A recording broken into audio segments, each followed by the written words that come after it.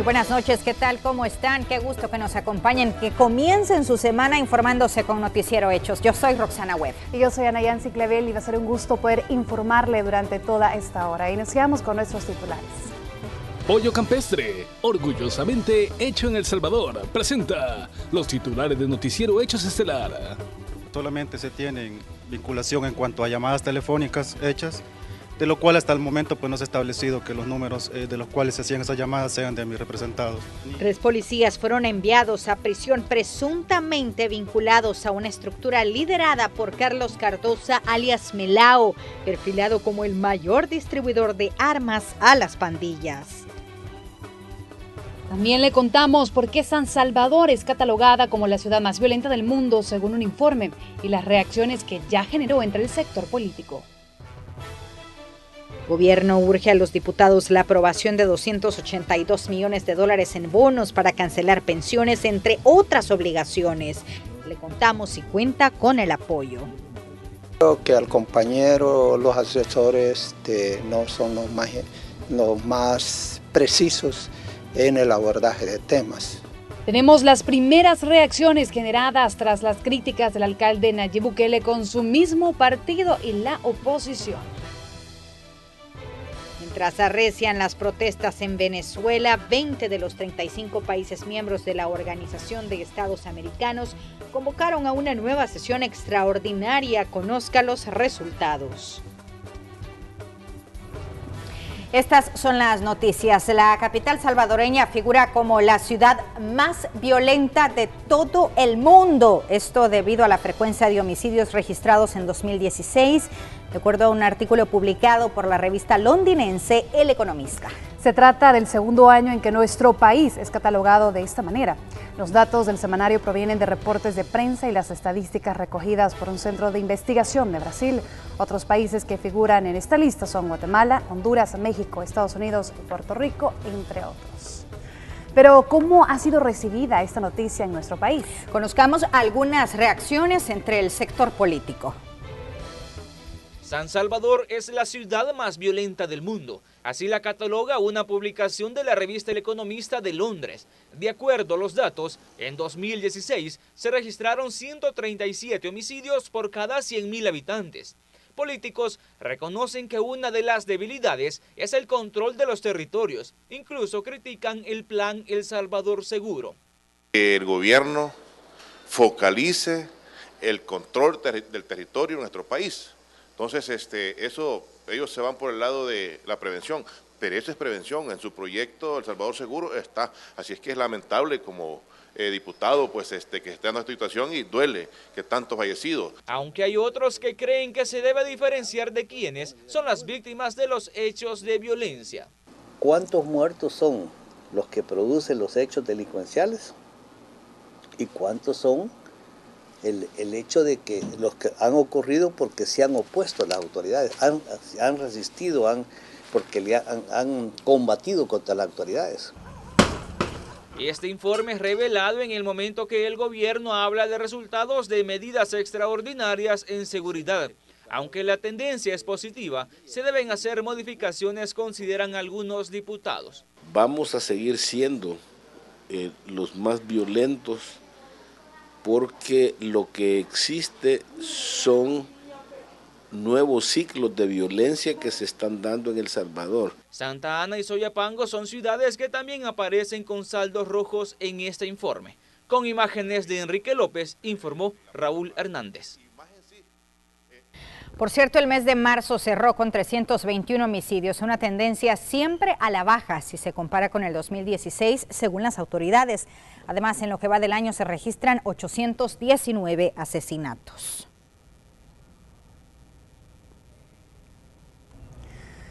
Y la Policía Nacional Civil desarticuló una de las clicas más peligrosas de Ilopango mediante un operativo realizado la madrugada de este lunes. Veamos los detalles. Hay 25 personas detenidas. Fueron necesarios 5 meses de investigación para capturarlos hasta que las autoridades contaron con todas las pruebas necesarias para ponerlos tras las rejas. La madrugada de este lunes, la Policía Nacional Civil montó un operativo en la colonia Celsud, ubicada en Ilopango. Se allanaron más de 20 viviendas. Hemos encontrado en una de las casas como $600, los cuales se han secuestrado y se han puesto a la orden del juez para que la persona pueda decir de dónde los ha obtenido y cómo los ha obtenido. No tenemos decomiso de armas, teníamos información en un primer momento de que íbamos a encontrar fusiles AK-47 y M16. Las investigaciones continúan. Las autoridades aseguran que los detenidos son responsables de la desaparición de varias personas, aunque aún no se tiene un número exacto. La colonia Celsud es una de las más peligrosas, sostiene Ricardo Carrillos, jefe de la subdelegación de Ilopango. Allí a ese lugar no podían llegar taxis, a ese lugar no podía llegar alguien ajeno al lugar, porque inmediatamente es intervenido por miembros de la pandilla. La semana pasada se dio un homicidio en el lugar de una persona que fue privada de libertad aquí en el sector de Soyapango, trasladada hacia ese lugar y posteriormente fue asesinada. Y la lista de delitos no termina ahí. La policía asegura que las mujeres cumplían con un rol dentro del grupo delincuencial que básicamente servía para financiar a la pandilla. Esta nueva metodología de la pandilla en apropiarse de las viviendas de los lugares para posteriormente ellos alquilarlas y cobrar el dinero del alquiler. Y hay menores de edad de las que se habrían adueñado y han detectado si podrían haber otras más en las zonas de alrededores. Fíjense que nosotros no les puedo dar un número exacto, pero sí hay más de 10 viviendas en ese lugar de los cuales la pandilla se ha apropiado. Aún falta la captura de otros 2 presuntos miembros de la estructura delincuencial. Los detenidos serán puestos a la orden de los tribunales en los próximos días. Con imágenes de Roberto Martínez, informó Antonio Valladares. Y hoy se desarrolló la audiencia de imposición de medidas para 3 policías y el resto de presuntos miembros de una estructura ligada a Carlos Cardosa, alias Melao. Un sujeto acusado de ser distribuidor de armas a las pandillas y quien guarda prisión desde enero de este año. Fiscal, solo regálenos declaraciones breves sobre la resolución. Fiscal.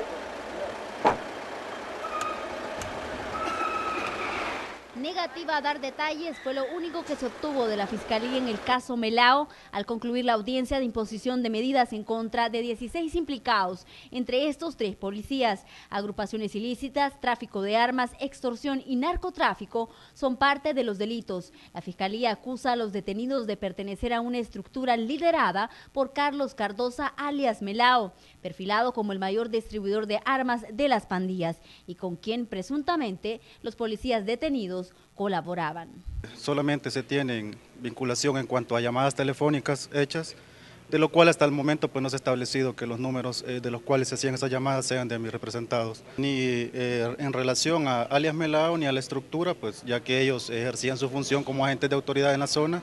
Y la vinculación que se está haciendo es por llamadas, que no se ha determinado de quiénes son esos números hasta el momento. A esta estructura, 9 armas de fuego fueron decomisadas, de las que 6, aseguran los defensores, contaban con los registros. Las autoridades también afirman haber decomisado al menos $21,000 a un matrimonio, quienes figuran entre los detenidos y quienes quedarán en libertad junto a otro más de los imputados tras pagar una fianza. No había ni indicios de participación de nuestros clientes. Mientras que la defensa asegura que hay un faltante de al menos $18,000 que no fueron reportados durante la incautación. Que las auditorías presentadas por parte de esta defensa manifestaron o expresaron, que el monto era de $39,800 y hoy por hoy iniciaríamos otro proceso para deducir responsabilidades en la pérdida de ese efectivo. Mientras avanzan las investigaciones, los 3 policías y 11 personas más vinculadas a la estructura criminal fueron enviadas a prisión a la espera de la audiencia preliminar. La jueza decretó 5 meses para sopesar las pruebas en el caso. Con imágenes de Manuel Velázquez, un informe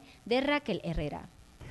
Y mañana el Juzgado Especializado de Instrucción B de San Salvador dará a conocer si envía a juicio a los 7 acusados de participar en el homicidio de 8 empleados de una compañía eléctrica y a 3 jornaleros el 3 de marzo del año pasado en el cantón Agua Escondida de San Juan Opico, La Libertad. La Fiscalía General de la República cuenta como prueba la declaración de 4 testigos, además de prueba documental. Y en El Salvador cada día se viola la presunción de inocencia. Así lo consideran 2 reconocidas abogadas invitadas a la entrevista de Hechos AM. El artículo 12 de la Constitución reza: toda persona a quien se le impute un delito se presumirá inocente mientras no se compruebe culpabilidad conforme a la ley. Y esto, para estas abogadas, no se respeta a la hora de presentar a los detenidos ante los medios de comunicación. Berta de León dice que la Fiscalía gira orden de captura sin mayores pruebas. Algunas veces, según ella, se trata de testigos criteriados que no dan mayores detalles. Ya no pueden conseguir un trabajo decente. Es bastante difícil después de una presentación en medios, no solo lo retoman en televisión, sino que también prensa escrita, redes sociales. Ellas son de la idea en que se debe definir el alcance de la presentación de los detenidos, principalmente para violadores, jefes de pandillas o corruptos. Pero aquí se abre la pregunta, ¿cuál es el límite entre el derecho a la información que la gente tiene y el derecho a los detenidos? Bueno, yo creo que el límite la Constitución lo establece, ¿verdad? Cuando una persona es declarada culpable, entonces hay que imponerle todas las sanciones. Pero precisamente el divulgar la imagen de un ser humano, aunque haya cometido cualquier tipo de delito, estamos reafirmando lo negativo. Esta abogada dice haber llevado casos donde las personas han tenido que esperar hasta 4 años para ser declarados inocentes. Y aquí la reinserción a la sociedad con la imagen dañada es el reto. ¿Quién va a resarcir o indemnizar a estas personas que fueron injustamente procesadas?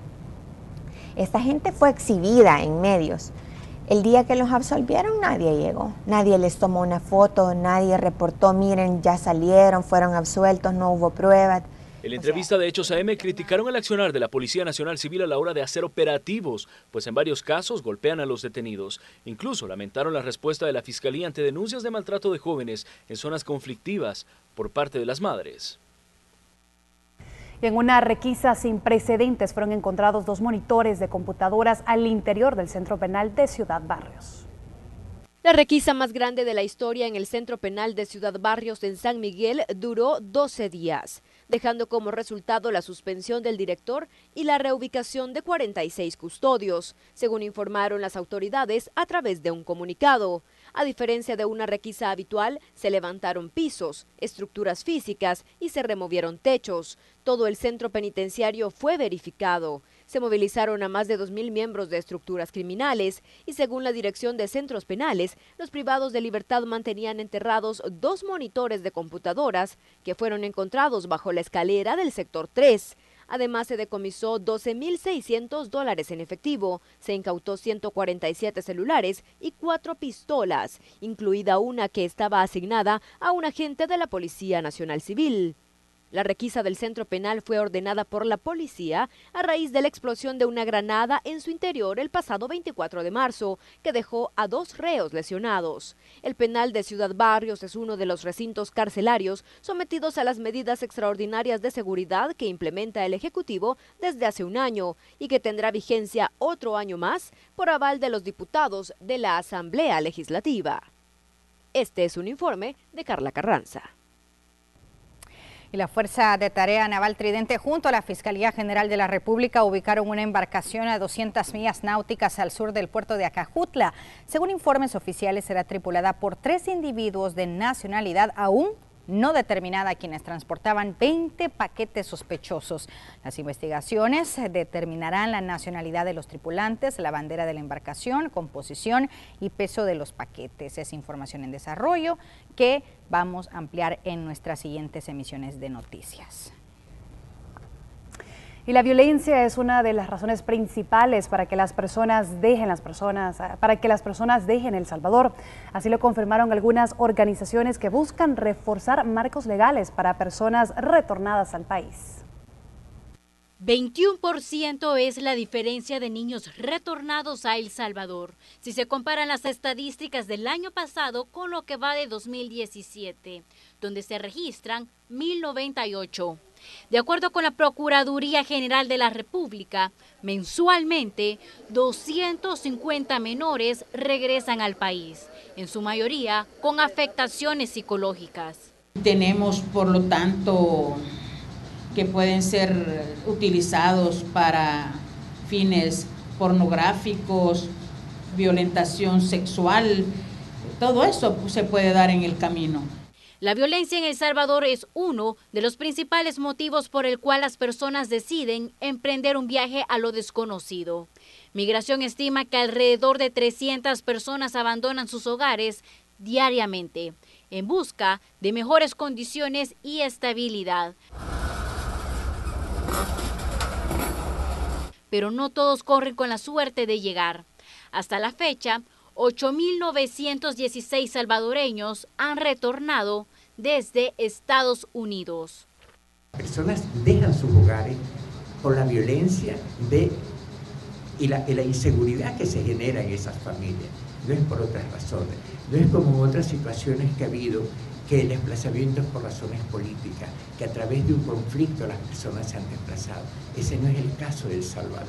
Según datos migratorios, existe un incremento del 27% respecto al año 2016 de personas retornadas. La Procuraduría General de la República y la Oficina del Alto Comisionado de las Naciones Unidas para los Refugiados firmaron una carta de entendimiento para reforzar los marcos legales e institucionales para las personas que se encuentran en este proceso. Con imágenes de Juan Castellanos, este es un informe de Marcela Rivera. En minutos le contamos cuál será el destino de 282 millones de dólares en bonos que pide el gobierno sean aprobados con urgencia. Y nuestro compañero Inmar Batres nos informa desde la sala de redacción sobre la petición que ha hecho el gobierno para la aprobación de fondos. Buenas noches, Inmar. Adelante, cuéntanos. Muy buenas noches, compañeras. Así es, el Ejecutivo ha hecho nuevamente el llamado a los diputados de aprobar más deuda, y es que urge de fondos para financiar el Fondo de Obligaciones Previsionales y las pensiones de la Fuerza Armada. Veamos a continuación qué pasó en la Comisión de Hacienda y Especial del Presupuesto. El Ministerio de Hacienda reiteró a los diputados que la aprobación de 282 millones de dólares en bonos es urgente para financiar el pago de las pensiones. La institución solicita que la aprobación total o parcial se realice antes que los diputados se tomen sus vacaciones de Semana Santa. Si verdaderamente quisieran resolver la problemática de la reforma de pensiones, deberíamos de pasar ya la reforma de pensiones y no habría necesidad de seguir pagando vencimientos de SIP. La Comisión de Hacienda discutió el tema y se planteó dar luz verde a 86,3 millones de dólares para solventar temporalmente la deuda, y sería distribuida de la siguiente manera: 55,2 para el Fondo de Obligaciones Previsionales y 28 millones para los pensionados de la Fuerza Armada. La consecuencia de no pagar el 7 de abril es lo que ya se ha anunciado desde el año pasado, es el que el Estado se vuelve moroso, hay un impago, viene el default y en general el sistema bancario va a subir la colocación o los préstamos, los créditos.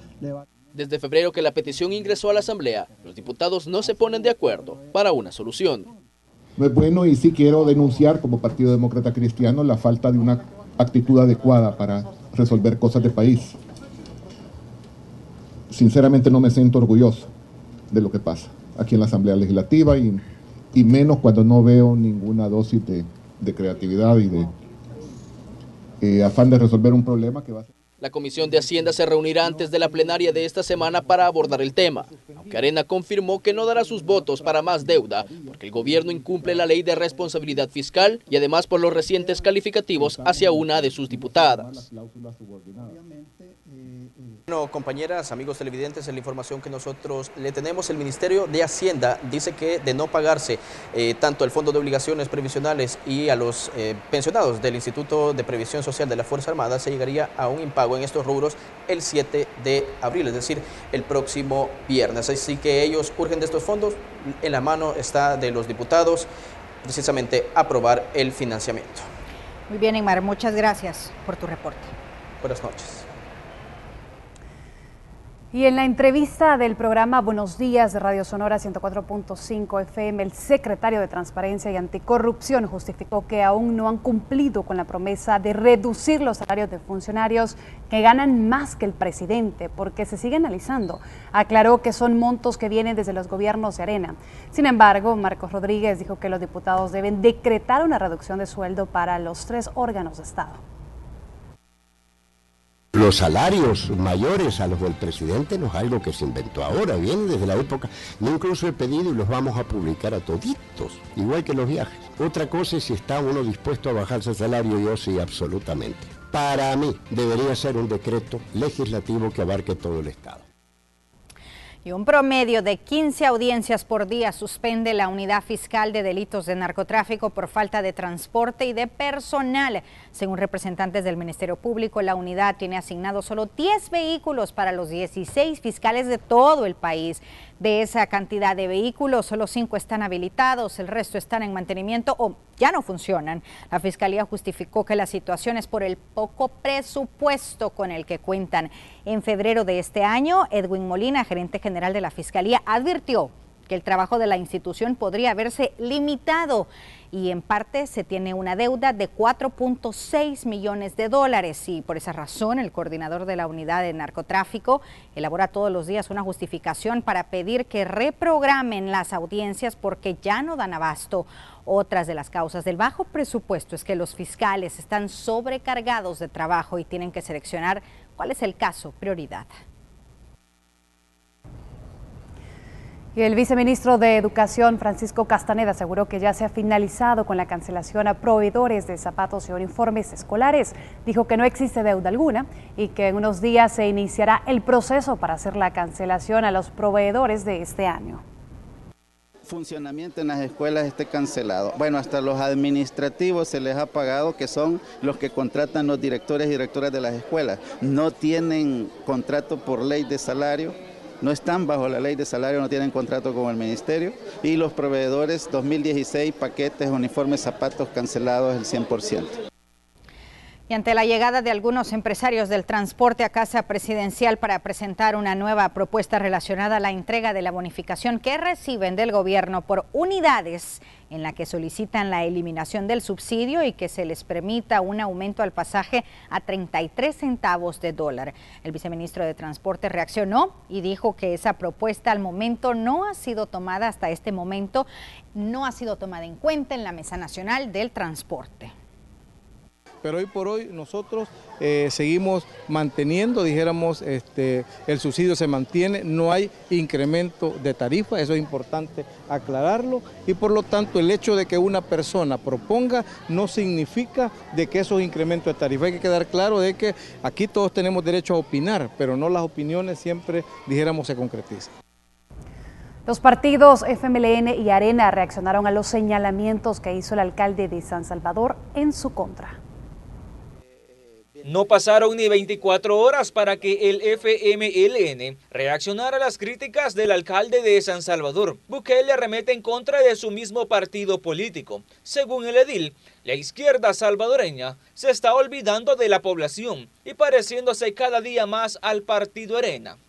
Creo que al compañero, los asesores no son los más precisos en el abordaje de temas. Ahí el problema son para él, pues, porque afirma cosas y que después la realidad se lo contrasta en la cara, entonces es un problema para él como político. Ante los señalamientos, el partido Arena tampoco se quedó callado. Va a salir derrotado, va a quedar como concejal, así es de que yo creo que se prepare porque va a ser concejal quizás de la alcaldía de San Salvador. No ha hecho absolutamente nada el señor, ¿verdad? Él lo único que hace es tomarse bien la foto con la cachucha para atrás, ¿verdad? Pone 2 guitarras ahí atrás como rockero. Bukele buscará la reelección en la comuna capitalina, algo que al doctor Norman Quijano lo tiene sin cuidado. Dice que aún continúa consultando las bases de su partido para buscar regresar a la alcaldía de San Salvador. Yo no estoy sujeto a decisiones de adversarios o posibles adversarios políticos, yo estoy sujeto a mi trabajo, a consultas y a un proceso interno que va a hacer mi partido. Oportunamente van a saber, no tengo ninguna prisa tampoco. Para obtener a sus candidatos, los partidos deberán hacer un proceso de elección interna, tal como lo demanda la ley de partidos políticos. Con imágenes de Enrique López, informó Raúl Hernández. En nuestro país, algunos partidos políticos exigen al gobierno rectificar su postura de apoyo a Venezuela ante la OEA. La decisión del gobierno de El Salvador de acuerpar a Venezuela ante la Organización de Estados Americanos ha sido criticada por diversos sectores. Esta vez, 3 partidos políticos, Arena, PCN y PDC, han mostrado su rechazo y exigen al presidente de la República rectificar su postura. Le pedimos al presidente de El Salvador que rectifique su posición y que nos sumamos a defender la democracia, no solo en nuestra nación, sino a nivel de toda la región. El partido Gana se abstuvo de participar en esta petición. Sus dirigentes dicen estar discutiendo si apoyan o no esta postura, situación que podría aumentar el debate en el primer órgano del Estado cuando estas 3 fuerzas políticas presenten al Pleno la exigencia. Esta posición se va a presentar en la próxima sesión plenaria, buscando obtener de parte de la Asamblea Legislativa una posición diferente a la posición que manejó el gobierno actual. Los 3 partidos de oposición consideran que apoyar a Venezuela traerá consecuencias para el país y según ellos la principal muestra es la advertencia que lanzó Estados Unidos a los países que se negaron a discutir la crisis política en el país sudamericano. Ya se escuchan voces que la imagen de El Salvador está siendo afectada en el Congreso. Y eso es precisamente lo que nosotros debemos atender y escuchar para evitar que los salvadoreños puedan sufrir la repercusión de una decisión en materia democrática en la OEA cuando se defiende a un régimen como el de Maduro. Además, dijeron apoyar las decisiones del Consejo Permanente de la OEA para restablecer el orden constitucional en Venezuela, en conformidad con la Carta Democrática Interamericana. Con imágenes de Israel Cortés, informó Carla Carranza. Frentes gremiales empresariales del país se pronunciaron por los procesos aduaneros que aseguran retrasan la importación y exportación. Veamos. Más de 2.700 empleos perdidos en 2016. Esto reportan las gremiales empresariales que atribuyen a diversos problemas en las aduanas. Una situación que califican como engorrosa porque la importación y exportación de productos es cada vez más lenta. Se presentó a la aduana a las 9 de la mañana y para lograr salir al día siguiente tuvo que pagar una hora extraordinaria ya que eran las 5 y aún no lo atendía. Eso es el día a día. Materia prima que viene, por ejemplo, a un DPA y pasa de 9 a 4 de la tarde esperando ingresar al parque. Este problema es recurrente. Los prolongados procesos en aduanas generan largas filas de camiones de carga pesada en las diferentes fronteras terrestres del país. Los empresarios piden que el gobierno intervenga para superar los obstáculos. Dicen que se están incumpliendo acuerdos establecidos con el comercio nacional. La Dirección General de Aduanas, lejos de facilitar el comercio como lo requiere este acuerdo, está obstaculizando el comercio. Por un punto y coma se descartan los documentos de importación. Por chequeo selectivo se descargan furgones y a pesar de que los importadores y exportadores pagan extra por ese servicio de desmontarlo, no se hace con agilidad. Hay muchísimas empresas que pudieran estar en riesgo, muchos empleos que pudieran estar en riesgo y claro que bajo la situación en la que estamos, en este estancamiento económico en el que el país está, cualquiera de estas situaciones pudiera desgraciadamente empeorar la economía del país. En 2016 las exportaciones desde El Salvador sumaron 5.484 millones de dólares, una reducción en 150 millones de dólares en comparación con 2015. Entre otras fallas recurrentes que denuncia el sector privado, las caídas del sistema informático, personal poco capacitado y muchos requisitos innecesarios, además de excesiva documentación. Con imágenes de Gerson López, este es un reporte de Néstor Hernández. Y hoy fue presentado un plan de formación y fortalecimiento institucional en educación y seguridad vial, iniciativa que será implementada en los alrededores de los centros educativos. Es la señal que indica a los conductores que están en una zona escolar y por ello deben reducir la velocidad y sobre todo respetar a los peatones. En al menos 50 centros educativos ubicados sobre arterias principales será implementado un plan de seguridad vial que busca reducir el número de personas fallecidas y lesionadas en percances viales, sobre todo en jóvenes estudiantes. En los últimos 16 años, según cifras del Viceministerio de Transporte, más de 17.000 personas han muerto en un accidente. Y de esas 17.000 personas, cerca de un 3% son jovencitos o jovencitas en edad escolar. Y eso para nosotros debe de ocuparnos, más que educación, también la construcción de una cultura de respeto a las señales de tránsito. Muchas veces a la hora de ingreso al centro escolar los alumnos suelen cruzarse la arteria, en ocasiones no por falta de pasarela, sino por la prisa. Y es precisamente responsabilidad de los peatones hacerlo, pero también de los conductores manejar a una velocidad prudencial, sostienen algunas personas. Tienen que también asesorar a los motoristas porque no les hacen caso a los hipotes, salen ahí con la señal de alto y no. Sería excelente, para que lleven ya una concientización ellos desde pequeños. Como dije, institucional de educación y seguridad vial. Se conformarán comités integrados por maestros, padres de familia y alumnos que recibirán una capacitación para efectuar la labor adecuadamente. Este lanzamiento es dentro del marco del plan del Consejo Nacional de Seguridad Vial que pretende reducir la siniestralidad vial fundamentalmente, que es lo que nos está golpeando en el tema de los accidentes de tránsito. 1.013.000 vehículos circulan a nivel nacional, según las autoridades del Viceministerio de Transporte. Así como ha aumentado el parque vehicular, también los accidentes de tránsito, en donde la gran mayoría son víctimas entre 5 y 22 años de edad. Con imágenes de Denis Bolaños, informó Azucena Sandoval. Muy bien, y a esta hora de la noche nos enlazamos con Víctor Mengíbar para que nos comente sobre la situación del tráfico en el Boulevard Constitución. Adelante, Víctor. Un tráfico un poco complicado, compañeras, en el estudio a esta hora de la noche, desde la cercanía del redondel Integración en el final del Boulevard Constitución y la calle Al Volcán. Como ustedes pueden ver en las imágenes, sobre todo en el redondel Jorge Chafik Hamdal se ha hecho un leve congestionamiento y además en el sentido que conduce desde el redondel Integración hacia San Salvador se encuentra fluido. Un poco de carga vehicular se hace a esta hora de la noche en el sentido que viene de la calle Al Volcán en el sentido hacia Mexicanos. Complica mucho, como ustedes pueden ver en las imágenes, este tipo de virajes que hacen las personas del transporte colectivo, por lo que hay que armarse un poco de paciencia para poder circular a esta hora de la noche en este punto de salida del Gran San Salvador. Y bueno, compañeras, en el estudio, con esta información nosotros regresamos con ustedes a los estudios. Buenas noches. Muy bien, gracias, Víctor, por tu reporte. Buenas noches. Y en pocas palabras, el Tribunal Segundo de Sentencia de Santa Ana condenó a Carlos Alfredo, de 35 años, a un total de 52 años y 8 meses de prisión por los delitos de agresión sexual en menor incapaz agravada y violación en menor incapaz en contra de su hija, una niña de 14 años. El Ministerio de Medio Ambiente y Recursos Naturales, en conjunto con la PNC, procedieron a la recuperación de una cría hembra de tigrillo en el cantón El Cerrón del municipio de Tejutla, en el departamento de Chalatenango. El centro escolar Caserío Las Palmeras sufrió un incendio que consumió la oficina de la dirección y el salón de usos múltiples, afectando a 207 estudiantes, quienes tuvieron que ver suspendidas sus actividades escolares este día.